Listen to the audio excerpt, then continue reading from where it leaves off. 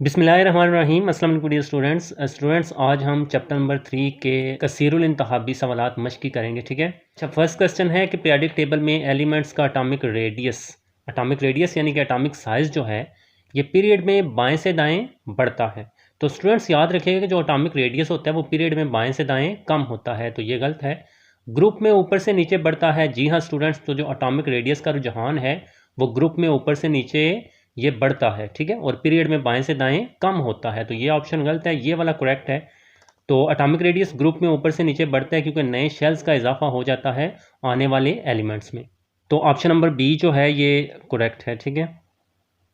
Second है कि जब एटम में एक इलेक्ट्रॉन जमा किया जाता है तो एनर्जी की जो मिकदार खारिज होती है उसे हम लैटिस एनर्जी, जी नहीं, आयनाइजेशन एनर्जी नहीं स्टूडेंट्स, जो आयनाइजेशन एनर्जी है वो इलेक्ट्रॉन को खारिज करने के लिए जो एनर्जी जज़ब होती है उसे हम कहते हैं इलेक्ट्रोनेगेटिविटी। जी नहीं स्टूडेंट्स, ये इलेक्ट्रॉन का जो इश्तराक शुदा जोड़ा होता है उसको अपनी तरफ खींचने की सलाहियत होती है।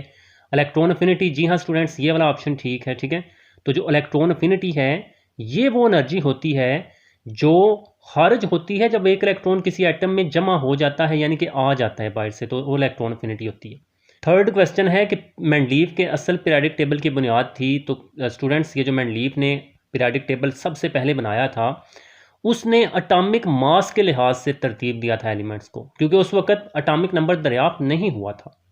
तो अटामिक मास पर इसकी बुनियाद थी, तो ये बी ऑप्शन जो है ये करेक्ट है।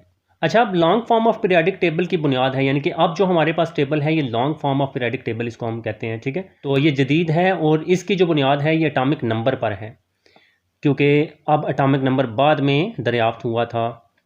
मोज़ले ने एटॉमिक नंबर को दरियाफ्त किया तो बाद में हमें पता चला कि अगर हम एटॉमिक नंबर के लिहाज से तरतीब देते हैं तो ज़्यादा बेस्ट रहेगा, तो फिर हमने एटॉमिक नंबर के लिहाज से तरतीब दिया। अब ये जो दो एमसीक्यूज़ है ना स्टूडेंट्स, तीसरा और चौथा, ये आपके कंसेप्ट क्लियर करेगा। ठीक है। कि मेंडलीव ने जो पहले पीरियडिक टेबल को तरतीब दिया था वो एटॉमिक मास के लिहाज से दिया था, फिर बाद में एटॉमिक नंबर दरियाफ्त हुआ, तो अब जो long form of periodic table है उसकी बुनियाद एटॉमिक नंबर पर है। ठीक है। अच्छा, नेक्स्ट फिफ्थ क्वेश्चन है कि long form of periodic table की मौजूदा शक्ल में चौथा और पांचवा पीरियड क्या कहलाते हैं। मैं आपको ज़रा पीरियडिक टेबल से बताता हूँ। सो यहाँ पर आप देख सकते हैं ये पीरियडिक टेबल आपके सामने है। ये चौथा पीरियड है बाएं से दाएं, और ये नीचे जो 5 लिखा हुआ है ना ये पांचवा पीरियड है बाएं से दाएं। ठीक है। तो स्टूडेंट्स ये देखें, ये पहला पीरियड है, इसमें सिर्फ दो एलिमेंट्स हैं, हाइड्रोजन और हीलियम, इसको शॉर्ट पीरियड कहते हैं। दूसरे और तीसरे को हम नॉर्मल पीरियड कहते हैं क्योंकि इनमें 8 एलिमेंट्स हैं, तो ये नॉर्मल है, यानी कि ना छोटे हैं ना ये पीरियड बड़ा है। लेकिन चौथा और पांचवा पीरियड जो है इनको हम लॉन्ग पीरियड कहते हैं। चौथे और पांचवें पीरियड को हम लॉन्ग पीरियड कहते हैं। ठीक है। क्योंकि ये लंबा है। और छठा और सातवां जो है ये वेरी लॉन्ग है क्योंकि इसमें काफ़ी ज़्यादा एलिमेंट्स हैं। ठीक है। ये जो स्टार है, ये स्टार आपको पहले बताया हुआ है कि ये जो पूरा ये सेक्शन है ये स्टार में फिट है, तो ये आगे काफ़ी आगे तक जा रहा है। ठीक है। सो लॉन्ग पीरियड है स्टूडेंट्स, चौथा और पांचवा जो है इसको हम लॉन्ग पीरियड कहते हैं।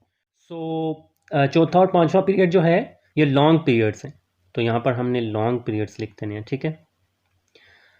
तो स्टूडेंट्स, छठा क्वेश्चन है कि मदरजा झैल में से किस हैलोजन की इलेक्ट्रॉनेगेटिविटी सबसे कम है। देखिए, फ्लोरीन को तो सबसे ज़्यादा होती है, 4 इसकी पूरी इलेक्ट्रॉनेगेटिविटी है, सबसे ज़्यादा है। अब देखें हैलोजन्स, मैं आपको यहाँ पर दिखाता हूँ। ये जो 17वां ग्रुप है ना ऊपर से नीचे, ये हैलोजन्स का है। ठीक है। और जैसे जैसे हम ऊपर से नीचे आते हैं तो इलेक्ट्रोनेगेटिविटी कम होती जाती है। फ्लोरीन की सबसे ज़्यादा है, फिर क्लोरीन, फिर ब्रोमीन और आयोडीन की फर्दर इन तीनों से कम हो जाएगी। ठीक है। अब देखते हैं यहाँ ऑप्शंस कौन कौन से हैं। तो यहाँ पर भी ये चारों ही ऑप्शंस हैं, फ्लोरीन, क्लोरीन, ब्रोमीन और आयोडीन। तो यहाँ पर आप देख सकते हैं कि आयोडीन इन चारों में से सबसे नीचे है, तो इसकी जो इलेक्ट्रोनेगेटिविटी है वो सबसे कम होगी। तो ये डी ऑप्शन जो है ये करेक्ट है क्योंकि आयोडीन की इलेक्ट्रोनेगेटिविटी इन सब से कम है। अच्छा, नेक्स्ट 7वां क्वेश्चन है कि एक पीरियड में इनमें से कौन सी चीज़ कम होती जाती है। तो अटामिक रेडियस, जी हाँ स्टूडेंट्स, जो अटामिक रेडियस है ये पीरियड में बाएं से दाएं कम होता जाता है। एटम सिकुड़ते जाते हैं और ग्रुप में ऊपर से नीचे ये ज़्यादा होते जाते हैं। ठीक है। तो स्टूडेंट्स, जो अटामिक रेडियस है वो पीरियड में कम होता है, एटम सिकुड़ते जाते हैं, तो ये ऑप्शन ए जो है वो करेक्ट है। ठीक है।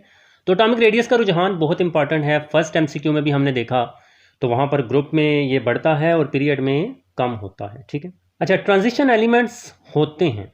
ट्रांजिशन एलिमेंट्स जो हैं ये तमाम मेटल्स होती हैं, जितने भी ट्रांजिशन एलिमेंट्स हैं ये मेटल्स होते हैं। ठीक है।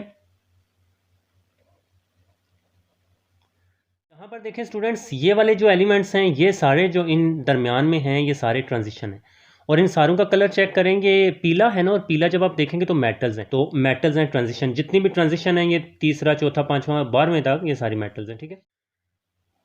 अच्छा, नेक्स्ट नवा क्वेश्चन है कि आयोनाइजेशन एनर्जी के मतलब गलत बयान की निशानदही हमने करनी है कि आयोनाइजेशन एनर्जी जो है वो कौन सा बयान उसके लिए गलत है। अच्छा, इसकी पैमाइश किलो जूल पर मोल में की जाती है। जी हाँ स्टूडेंट्स, ये तो ठीक है, आयोनाइजेशन एनर्जी को हम किलो जूल पर मोल में ही पैमाइश करते हैं।